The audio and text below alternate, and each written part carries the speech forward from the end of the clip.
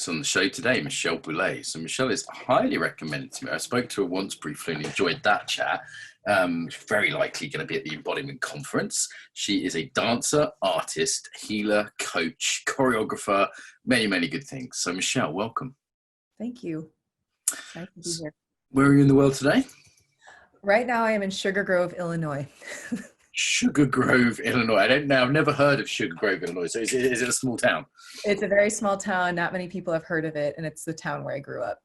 Wow. Okay. So back home after normally New York or somewhere like that, I imagine. So. Yep. New York until January, normally traveling around the world, but COVID has me planted here at the moment. Back home, well, maybe we'll come back to that, but let's hear a little bit about your life, Michelle. I was just looking at some wonderful videos of you on your website, dancing and moving, and I just saw an interview of you. You're talking about coaching, so fairly wide ranging interests to do with the body. How did it all start? So I started dancing, I thought when I was 5, but my parents recently said they were like, it was 3. No, it was 4. But it started out just that I danced and I took to it. Performing, and that grew and grew and grew. And really what happened, kind of turning points for me, were injuries that I suffered. And one was when I was 16 and I had to quit dancing. So I was at the point where I'd go to school until 3 and then I'd dance from 4 until 9 afterwards. And then on Saturdays all day. And my injuries led me to find like a fuller and deeper understanding around what the body is, how it functions, what it's made of, what supports its vitality. And then I almost got obsessive about that, in part because I just wanted to keep dancing. Like there was something that wanted to be expressed through me, and learning about the body and expanding a very limited scope of what the body is. Like I had bad tendonitis in my ankles, and the approach at the time was, okay, let's work on your ankles. But that's, it's too simplistic. It's too reductive. Yeah. And that just opened the door in a big way to, for decades now, be exploring these things of interest. How can I let this body serve what I'm here to do? And you've been doing this for quite a while, and I don't want to be charming, but I was quite surprised when I saw in your bio how long you've been at this. You've got to do all sorts of different modalities and approaches. I mean, we might go into each one, but could you sort of name some of the major ones? Yeah. So, dance is one, dance and performance, that I've been doing since 5 or 3 or 4. Other than that, I'm certified as a BodyTalk practitioner. I've studied source point therapy. I've studied Ewan method, biogeometry. And then just as a dancer, I was exposed to amazing things like studying the Alexander technique for years, Feldenkrais for years, body mind centering for years, looking at continuum movement. And just kind of honestly, like really nerding out. I just well, this is the place to nerd out. This is the Embodiment Geek Show, so no problem, Michelle. I feel very at home. Please do. Injuries. I'd say about 50% of people who come on this show, and it's been a few hundred now, will talk either about sort of depression, despair, psychological injury, or just a straight up physical injury. It seems to be a sort of doorway for a lot of people to say, yeah, but how does this body really work?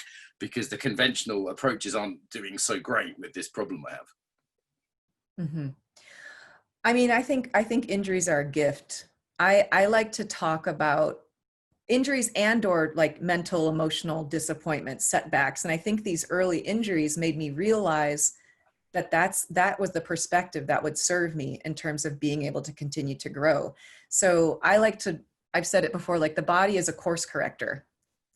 The things that I encounter, if I'm out of alignment, literally or metaphorically, I'll get that feedback.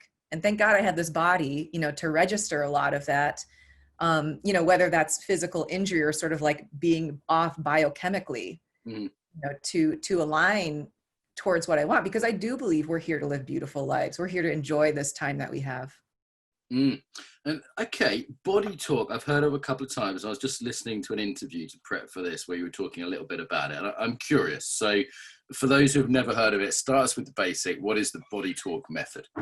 Okay, so it's based on the fact that the body has an innate wisdom. It knows how to heal itself. But when we get stressed out or experience trauma, innumerable communication systems that are set up to support that healing process start to break down. So the practitioner is trained to use this, like, just biofeedback testing to figure out what the priorities are for healing. And there's a whole specific protocol that the practitioner learns how to follow, to guide where we look for the priorities. But once we bring these priorities up and link them, like, it's like we build formulas, like your knee might need to link to your left ear for whatever reason. That might sound a little odd, but with BodyTalk, you learn, okay, so I tap that out and I tap it into the brain, the brain in your head, the brain in your heart, the brain in as well. What's that? Talking with the body. I mean, this isn't a weird idea to me, though. I think it might be to some. And you do make weird ideas sound wonderfully down to earth. I think that's what seems to be one of your strengths. So you said it's tapping, like EFT kind of tapping, that kind of. It's EFT is like you're working with a belief system always. With BodyTalk, it could be like the scope of the work is so huge. Like, I've studied epigenetics and how to work with that with BodyTalk, the microbiome, studied belief systems, studied how to work on family constellations. But it's all based on the fact that your body knows how to heal, and there's a priority, like an order in which it wants to do things. So like when I had my ankle sprain and I went to my first BodyTalk practitioner, she didn't even touch my ankle. We didn't like do anything for my ankle, but I walked out and my ankle felt better. So that opened the doorway to me to, okay, it's what's really holding this all together and making it run? Consciousness. And what would you say to people who say, hey, it sounds a bit woo-woo, sounds a bit out there. I'm kind of on the edge with these things. Part of me loves them. Part of me is not so sure. Part of me wonders if it's all psychosomatic. Part of me says, no, I've seen some things in my time. So how would you respond to a kind of skeptic with this? I would say you got to do you, like, is the thing you're doing working? And if not, if it is, then awesome. But I think sometimes a skeptic is actually drawn towards the thing with the skeptic hat on, with a bit of fear, because I think part of what, taking on something new, it asks us to grow, and your fear is going to show up. That's a good sign. It's like, okay, I am actually asked to grow here. I'm asked to let go of something to create something new. But yeah, I mean, it's like, I don't want to push this upon anyone, and even for myself, I'll say it, like, first I was like, really? Like, for years as a practitioner, I was kind of like, this can't be true. Am I part of a cult? Like, but then you see there's so many people working like this, and there have been over the millennia, and it just takes different forms and people are articulating it in different ways. And I think if we're really honest, we're drawn to the thing that serves us. Yeah, my often answer to this is just to try things. I go, you know what? I'll give it a try. Sometimes I say to people, be skeptical, but don't be cynical. Give things a try. See for yourself. That's the kind of, for me, that's often the line. Yeah, I get it too. I mean, I think it's creative, it's playful. If you feel like you have ownership of who you are and what you want, you can try something, say it works or it doesn't. Is that one of the main methods you're using now, or is there sort of other particular sort of main strands of what you're doing? I think I've been calling myself more of a coach lately, because for a long time I felt like I was working in a way where people would come in and sort of want me to fix them. Yeah. Or not engage as deeply. And I found with myself, it took a much deeper engagement to make the big transformation happen. And I didn't want to I wanted transformation. So clients would come in, they'd get great results, but then maybe 6 months later, it would kind of be the same thing, because they were coming in like every 4 weeks, every 6 weeks, every 3 months. And I personally, this is just my personal desire. I wanted and I think it's related to my experience as a dancer. I was meticulous, and I still am, in terms of like, what makes this movement work?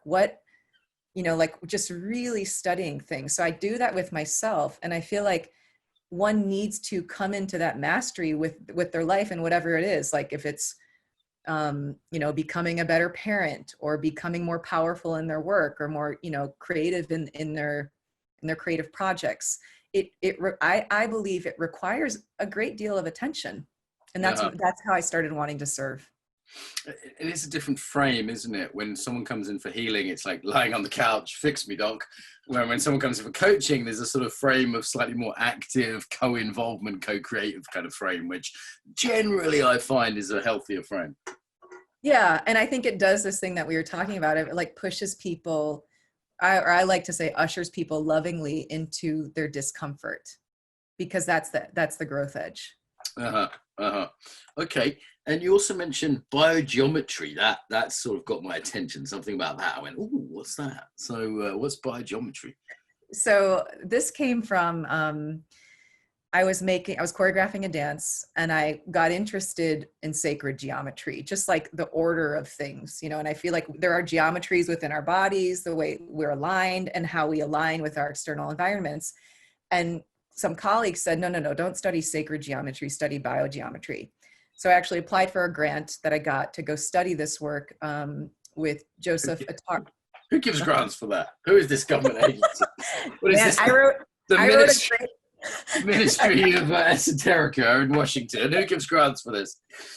I wrote a great proposal, but I wanted to study sort of like I wanted to study frequencies. And this came from, I was performing a lot with this cellist, and we did this performance where she was outside of this barn, like playing her cello, and everyone was like, being affected by her music. And I was like, okay, if I'm over here, like waving my arms around, do people actually feel that? Like, what's the resonance of movement? So when I go down a trail, I just kind of like gather pieces, and biogeometry lit up for me. So it's a qualitative science. It's an environmental science. And basically, like, the main way the work is used is to balance environments. So if you go to their website, their main project was, or one of their main ones was, there was a town in Switzerland that put a cell phone tower on top of their church. And animals and people started getting sick. And what's beautiful about this work, the man who developed it, his name is Dr. Karim, was he was able to work with shape, because everything emits a frequency, and different shapes emit different frequencies. You can see it in architecture. You can see it in the dome of your head. I can talk about that in a second. But he was able to use architectural shape to transmute that energy so it wasn't harmful. So they didn't have to eliminate the quote unquote bad thing. They just transmuted that energy. And Michelle, it sounds like a lot of pseudoscience to me, if I'm honest. Like bad energy, transmute frequencies. These are the words used by fraudsters and pseudoscientists around the world. And I know there are also sometimes words used by very legitimate people, but I have a concern here. I have a concern when I hear about frequencies and transmutations. Okay, so I would say to you, what does it make possible? Like, what are your choices making possible? So there's no good or bad or right or wrong. I mean, you could look at scientists who are saying it's all placebo effect anyway. And that's where it boils down to consciousness and how powerful your thoughts are. Sure, super powerful thing, placebo, if we use it correctly, Yeah. So, I think it's, I hear you with like the doubt and whatnot, but again, like, I'm curious, like, oh, wow, that's cool. That works. Oh, I'm going to try that. Okay. That works. If it's not working. Go. Free holiday in Malta, learn some stuff. Yeah, totally. But biogeometry, what's the bio part of it then? Like, there's some kind of relating to the body parts, or? Because bio meaning like the study of life. So they've used it in agriculture. They've used it in like home design. The thing I was saying about the head is a lot of it was researched from like ancient Egyptian culture and how they used shape actually to create different energies. But you can see it in, I'll just talk about architecture. The half dome, or like a half of a circle, actually emits a frequency that doesn't support. Or actually, let me say it like this. Oh God, how far do I want to go with you? When we talk about frequency, you need to say of what? I mean, there has to be something that has that frequency. So if you get so there's a correlation. Color emits a certain frequency that also correlates to what? Of what? So frequency. A vibration. Of what? What's vibrating? So you can only talk about particles. Frequency which ones?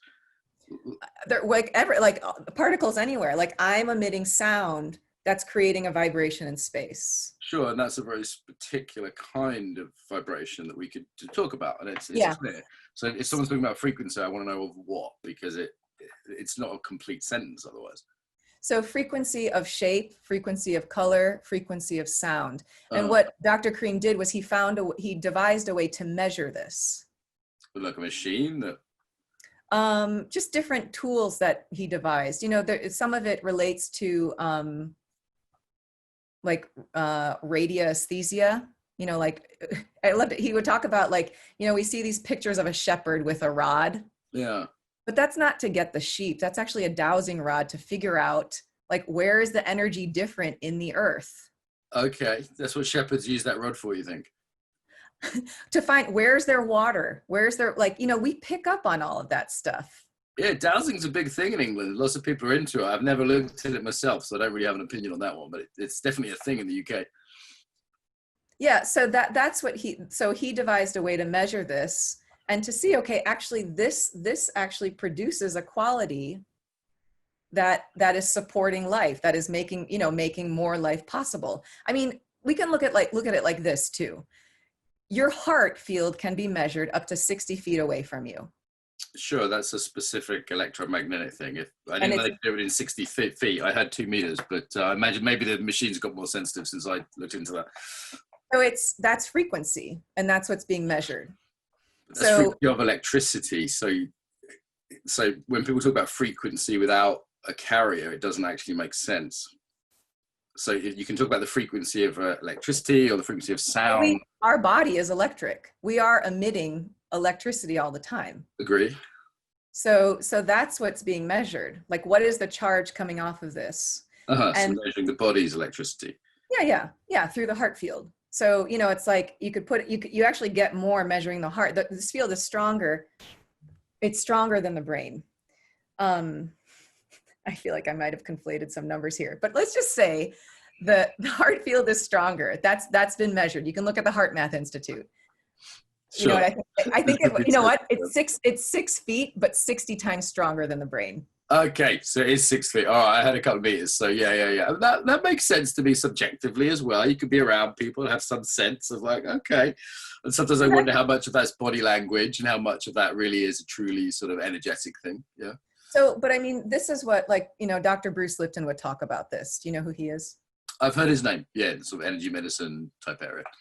Yeah, he talks about his book is called The Biology of Belief, and how our thoughts create emotions, which create vibrations, which create our reality. We resonate with the things that we're vibrating with. So Dr. Bruce Lipton talks about, in nature, it's everything is vibration. The worm moves towards this piece of food or whatever because it's resonating with it, and then it turns. It's oh, it's not there. It's over here. Humans, we have the power to think, so we screw things up. More than a worm. You think we'd be better off as worms? It could be. I mean, I thought you were going to explain my big dome head. I thought we were doing dome heads. I've got a big dome head that needs some sort of resonance here.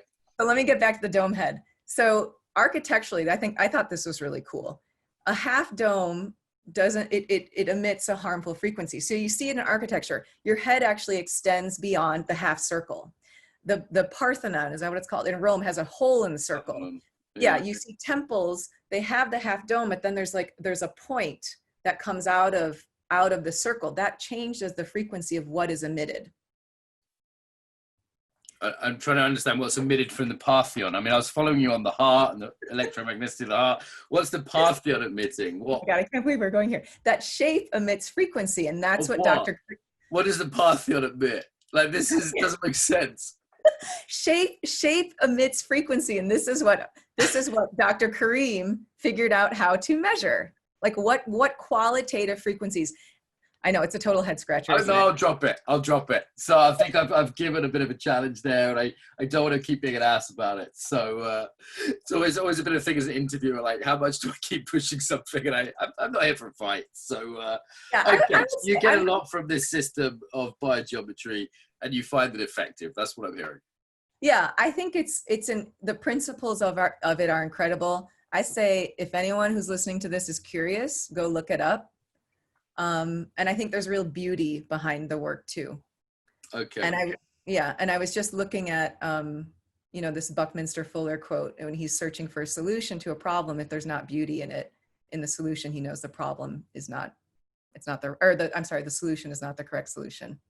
Nice. There's often a correlation with elegance and simplicity, isn't there, with totally. those sort of solution-based stuff.